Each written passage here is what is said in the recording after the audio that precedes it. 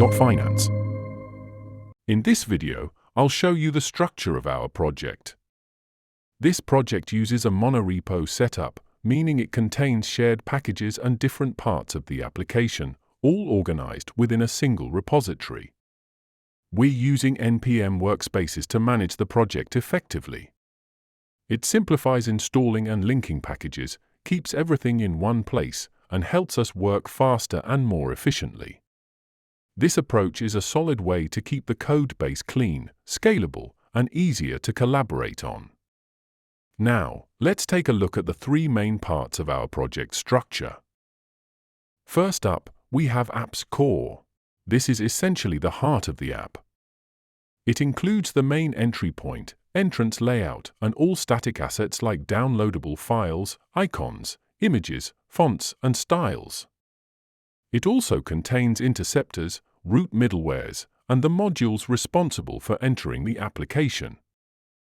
Next is Core Modules Backoffice. This is where most of the business logic resides.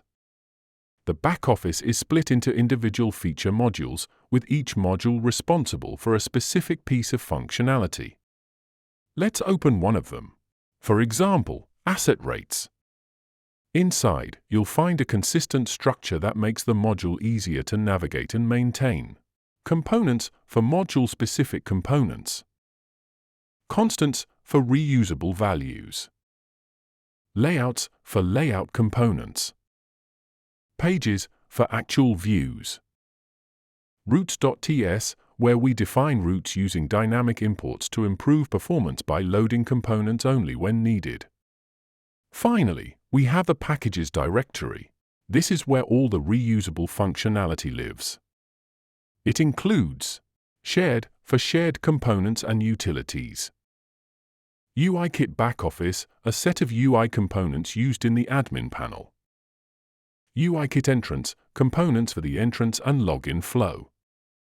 Vue Toast, our custom toast notification component used across the app. So, everything is clearly separated and easy to reuse, which makes the code base more maintainable, flexible, and ready to grow over time.